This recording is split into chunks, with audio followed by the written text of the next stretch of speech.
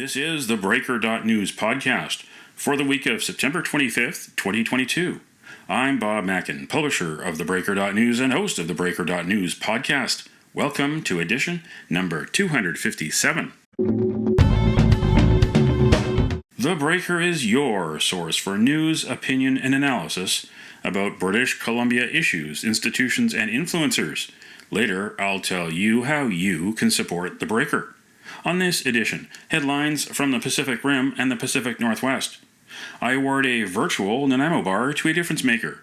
And, on the Big Deal feature, another installment of MMA, Mackin, Mario, and Andy. Mario Canseco of ResearchCo and Andy Yan of the Simon Fraser University City program join me to look back at the week that was on the road to the October 15th local elections. Is it just me, or is Canadian law professor Richard McLaren an unsung hero in the world of sport, which continues to grapple with corruption, doping, and abuse scandals? McLaren is best known for investigating Russia's state-sponsored doping, international weightlifting corruption, and boxing match-fixing at Rio 2016. He recently investigated the abuse of women who played under the guilty Bob Berarda for the Canadian women's team and the Whitecaps. The Declan Hill-led University of New Haven Sports Integrity Centre named McLaren the first Noble Purpose Sports Integrity Award winner on September 22nd. Basketball's Anish Kanter Freedom and tennis's Peng Shuai were the runners-up. Here is a clip from Richard McLaren's acceptance speech. My work has involved investigating major international federations and bringing about an accountability framework. My hope is that it can lead to more integrity in governance through independent oversight and accountability. But this all needs to be framed within a culture that accepts change, understands the problem, and most importantly, is willing to fix it. In terms of looking at the culture of sport and sporting organizations, there is still much that needs to be done. Setting up codes of conduct, rules of ethics, independent reviews of these policies is one way. However, the rules and regulations are only as good as the people who oversee them and administer them. It's the vigilance and oversight throughout all the layers of athletes and sport organizations and involvement that will start the changes that are necessary and imperative to ensure that our athletes of the future can compete and know that it's their best efforts that make them winners. And nothing will truly change if those who witness wrongdoings don't speak out and are believed. My view is that we are at a crossroads in sport integrity, and I'm confident that sport will take the right path, and many people are working towards a rebalancing of how sport operates. That was Canadian law professor Richard McLaren accepting the first Noble Purpose Sports Integrity Award on September 22nd from the University of New Haven Sports Integrity Centre. What do you think? Email Bob at theBreaker.news. This is the Big Deal feature on the Breaker.news podcast. It's MMA time again. Mackin, Mario, and Andy. Mario Canseco of ResearchCo and Andy Yan of the Simon Fraser University City program join me to keep an eye on the road to local election day on October 15th. In Vancouver, housing remains the number one issue.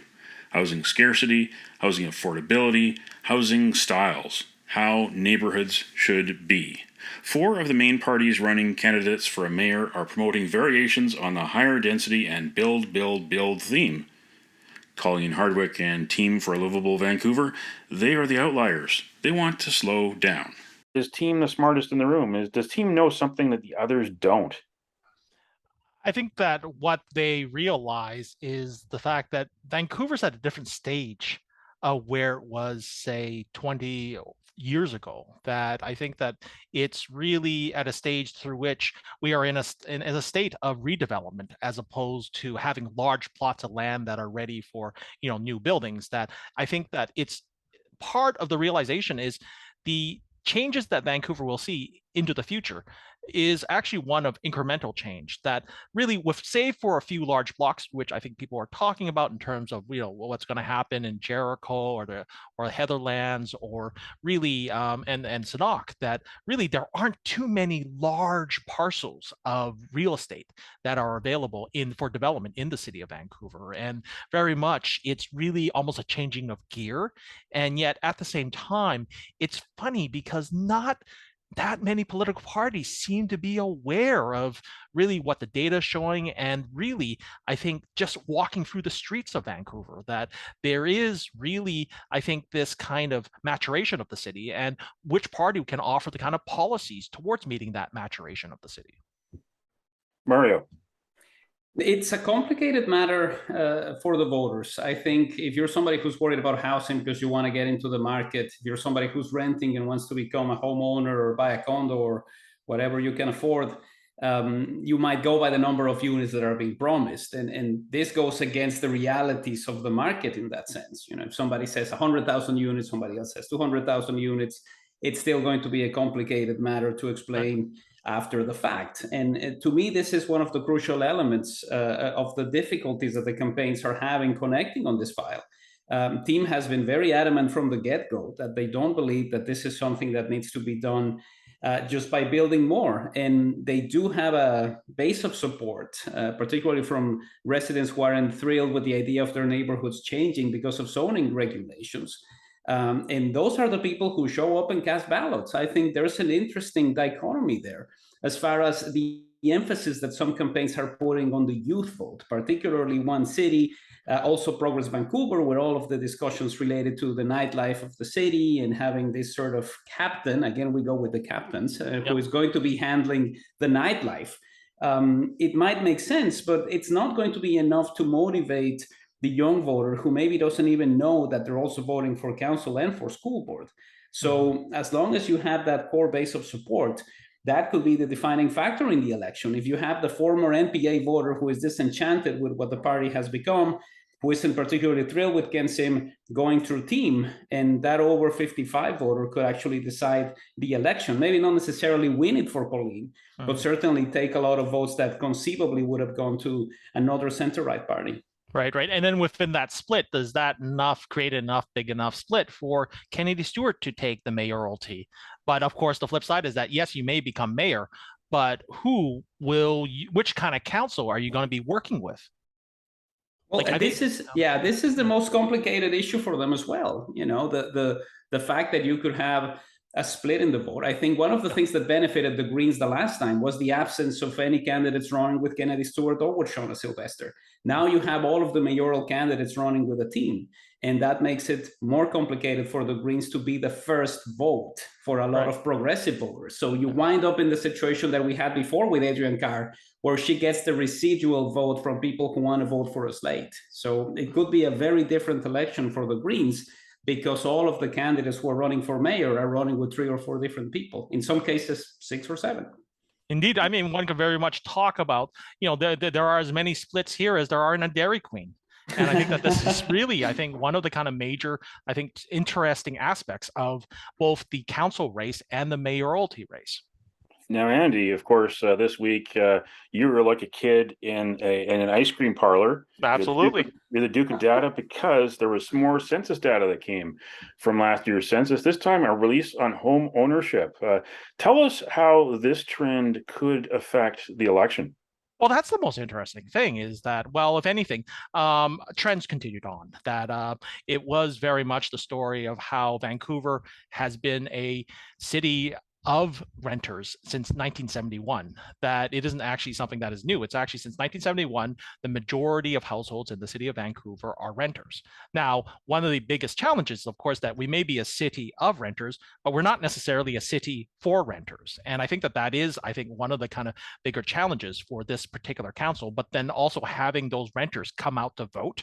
As much as I think Mario has really identified the youth vote, there's also the challenges of getting renters to come out to vote. And I mean, the thing is that this is also capturing really the national trends, is that we've actually seen a decline in home ownership in Canada overall. So it kind of touches upon that. But of course, this being Vancouver, we actually had a slight increase in home ownership, that we're still a majority renter city, but yet we actually saw a 1 point increase in terms of home ownership. So, it kind of couples to the various kind of complexities of the census.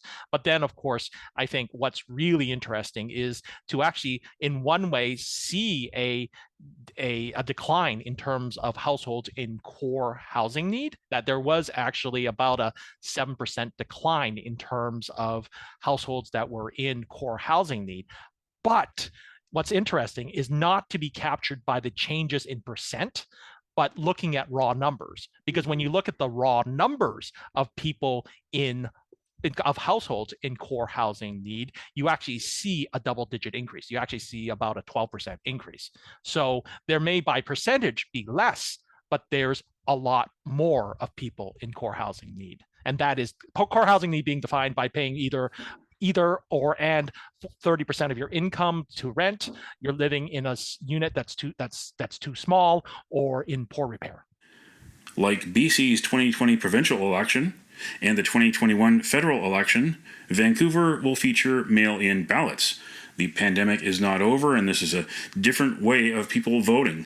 It might actually be a little bit easier for people. Every time I voted in municipal elections, you have somebody who's struggling with the ballot. You have somebody who's asking for a significant other, how many votes do we get for park board? It can be quite daunting, even for people who have voted before. It also allows people to look at some platforms from the comfort of their home. I mean, it's a little bit different from the previous examples that we have of voting by mail.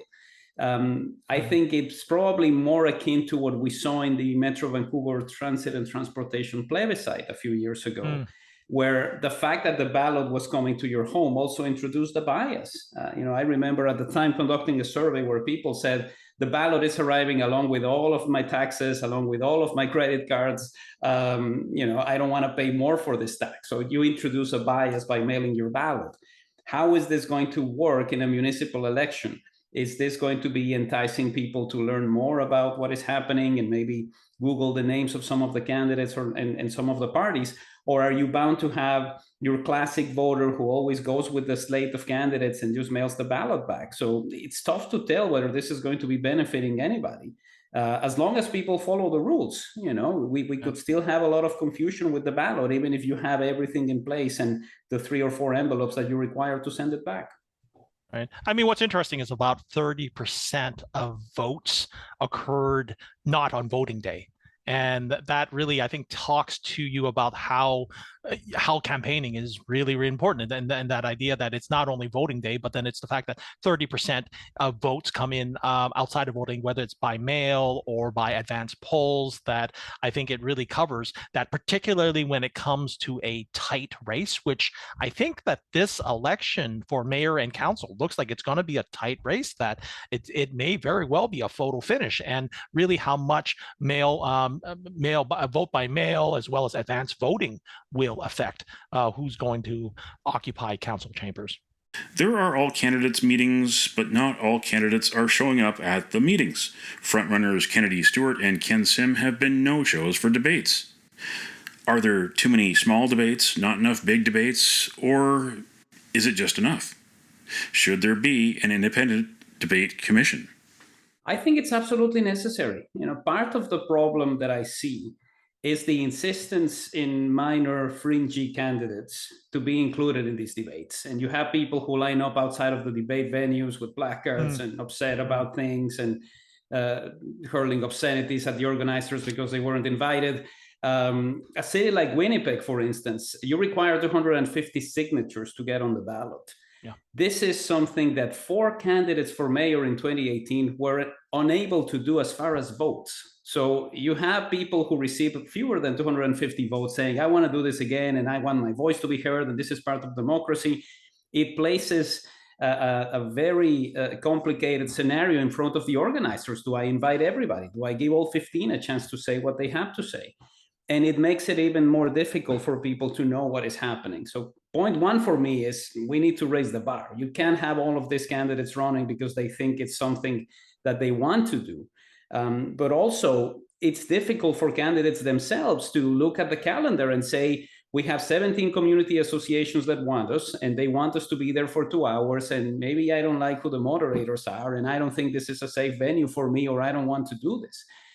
If we had some sort of organized commission which allowed people to say, okay, we'll do these 3 debates and we're going to talk to the broadcasters. And this is also complicated because you don't have a television network that is willing to say, I'm going to have this from 6 to 8, knowing that half of your audience in Metro Vancouver doesn't care about the mayoral election. It used to be easier with Shaw. We had those debates. Bob, you moderated some of them. It's an important situation that we no longer have as far as having a specific venue electronically where you could do this. And it's difficult for candidates, whether you're the front runner or not, to say, I'm going to spend the next 5 nights talking and rehashing the same questions with different groups of people, because I might be better off knocking on doors. That all being said, I'd like to highlight the event that the Vancouver Public Space Network with the city program at SFU and the School of Architecture, Architecture and Landscape Architecture is having with Last Candidate Standing. That will be featuring all the candidates in a debate in a battle royale, if you will, the Thunderdome, that is going to be on Saturday, October 1st at Robson Square, UBC. So at UBC Robson Square. So come on over, and I think you'll see this. I think the guts of democracy come forward. Speaking of reality shows, the draw for the ballot order happened September 16th. Kennedy Stewart and Colleen Hardwick, they are in the top 4. Ken Sim and Mark Marison are the bottom 2. Who benefits? Who suffers? Well, I don't think it's going to make much of a difference. One of the things that is really fascinating for me is the ability of the candidates to list the party name next to their name.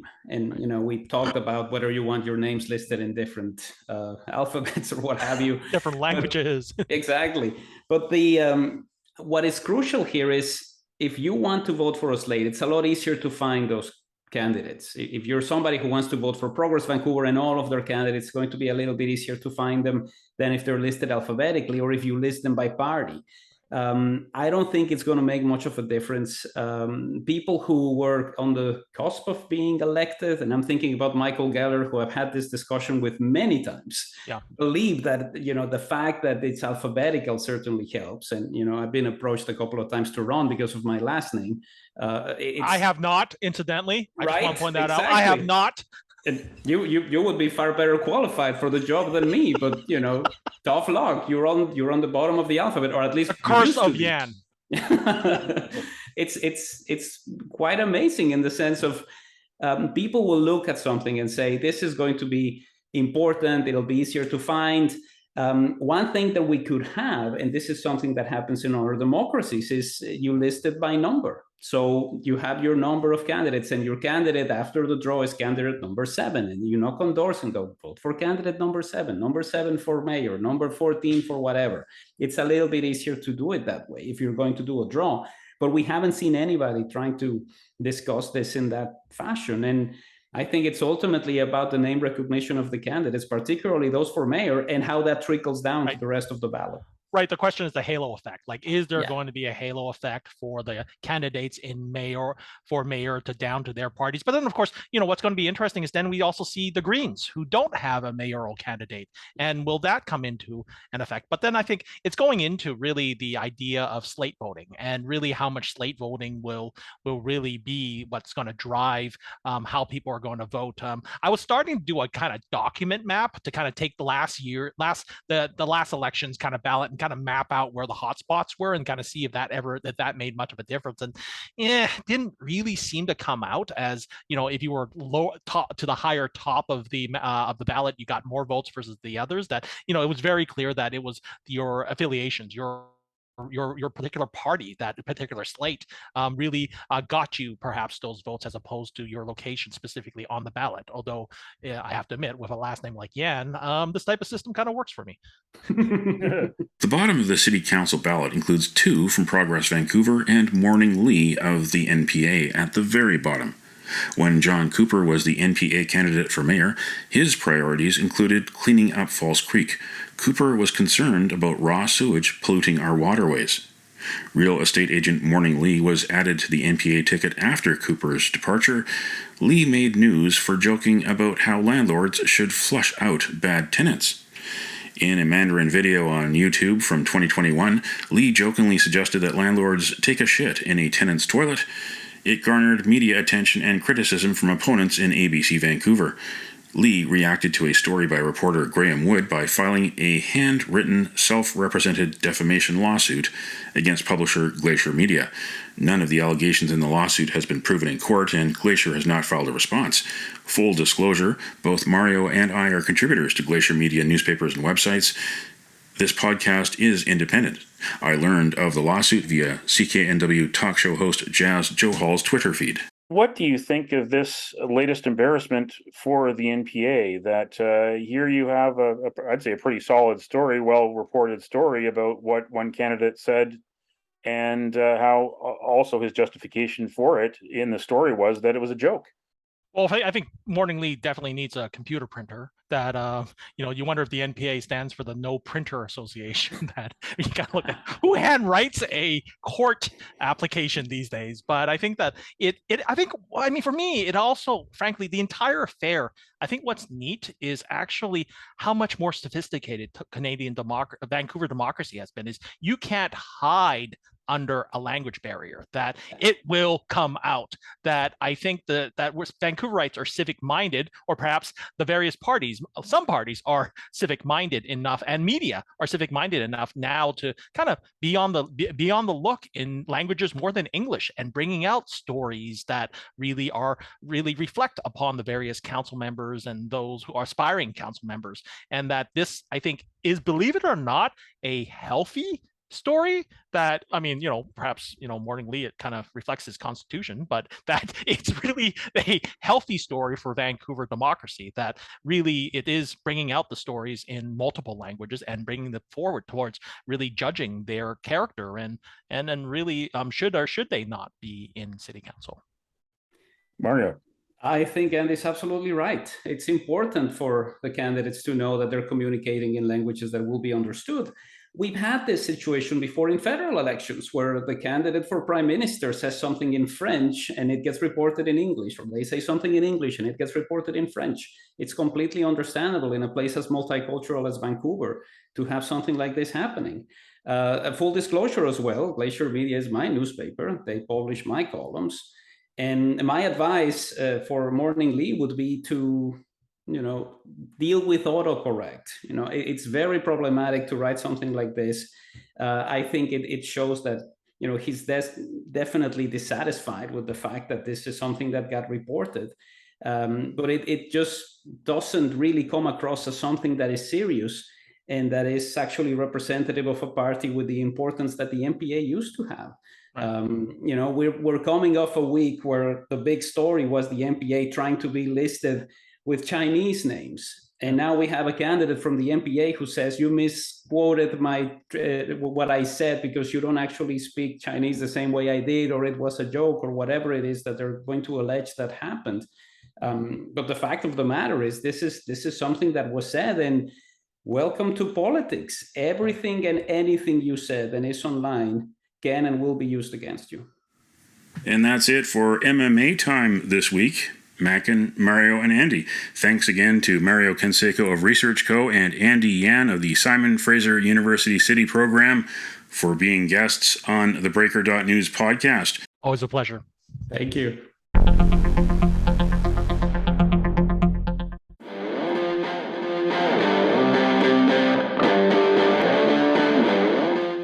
It's time on the Breaker.news podcast for Around the Rim. We look at news headlines around the Pacific Rim. In the Taiwan news, China blockade would be act of war. Taiwan would not surrender, official says. The senior Taiwanese security official, speaking on condition of anonymity, said China's drills after the Pelosi visit had shown what might happen in case the worst came to the worst, and focused thought on how Taiwan would react. The official said Taipei did not rule out the possibility of Beijing launching large-scale military exercises near Taiwan next year, when the island gears up for a presidential election in early 2024. In Kyoto news, Toyota to end auto output in Russia over war-induced supply crunch. Toyota, which halted operations at its plant in St. Petersburg in March due to supply chain disruptions, is the first major Japanese automaker to announce its exit from vehicle manufacturing in Russia. Nissan Motor Company, another Japanese automaker, recently decided to extend its suspension of its plant in St. Petersburg for 3 months until late December. The plant had been set to resume by the end of September.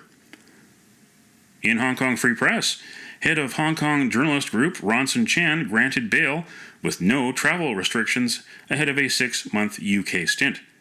The chairman of the Hong Kong Journalists Association is scheduled to leave Hong Kong next week to pursue a 6-month fellowship at Oxford University. Ronson Chan has been granted bail after pleading not guilty to obstructing police officers. Chan was arrested on September 7th while reporting on a homeowners committee meeting for online outlet Channel C. Police accused him of not presenting identification. That's Around the Rim on this edition of the Breaker.news podcast.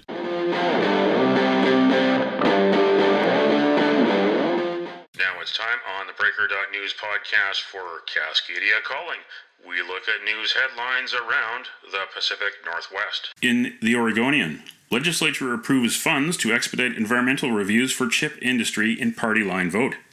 A bipartisan task force of Oregon business and government leaders reported last month that 3 large chip makers are considering multi-billion-dollar investments in Oregon. The task force warned that a shortage of industrial land in the Portland area and a cumbersome regulatory climate could derail those projects. The vote was 12-7, strictly on party lines, as Republicans lamented Oregon's overall pace of environmental review and objected to special treatment for any one industry. On King 5, Bellingham Public Schools investigation confirms football hazing activity at Seaholm High School. The district says an investigation found serious, confirmed hazing. As a result, the school's football team had to forfeit last week's game. A study led by University of Maine researchers found 47% of students have experienced hazing before college. Bellingham Public Schools has an anonymous tip line. The district encourages students who believe they have been the victim of harassment, intimidation, or bullying to report it. On Check News, Pamela Anderson renovates Ladysmith property in new HGTV Canada series. Pamela's Garden of Eden, a new 8-episode reality series premiering November 3rd, follows Anderson as she renovates her expansive 6-acre waterfront property in Ladysmith. She purchased the property from her grandmother 25 years ago. Earlier this year, Ladysmith Town Council allowed Anderson to build a 140 square meter private dock in the harbor adjacent to her property. That's Cascadia Calling on this edition of the Breaker.news podcast. Don't matter what color you are, 'cause love will conquer hate, so you won't stand alone, you won't stand alone.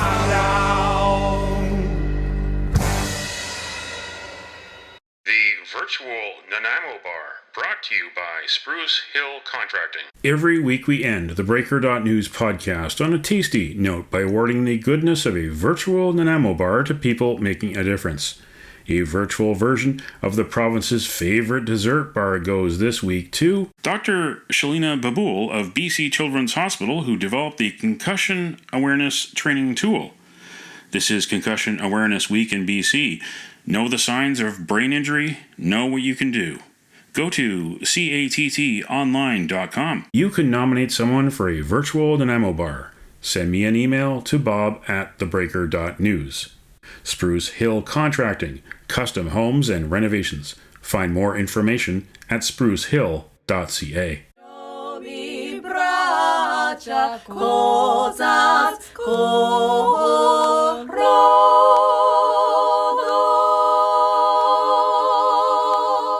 That's it for the Breaker.news podcast for the week of September 25th, 2022. I'm Bob Mackin. Thanks for joining me. Did you know that on the 25th of September in 1974, the first ulnar collateral ligament replacement surgery? It's better known as Tommy John surgery, named after the pitcher, but it's not named after the Los Angeles Dodgers specialist, Dr. Frank Jobe, who developed it. Now you know. Send me your feedback, send me your story ideas to bob@theBreaker.news. Bookmark theBreaker.news. You can also find us at theBreaker.ca. Sign up for the email newsletter and get updates to your inbox. For news as it happens, follow The Breaker News on Twitter and visit theBreaker.news on Facebook. You can support The Breaker for as little as $2 a month. For more information, go to patreon.com/TheBreakerNews. That's patreon.com/TheBreakerNews. reon.com/thebreaker.news. Until next week.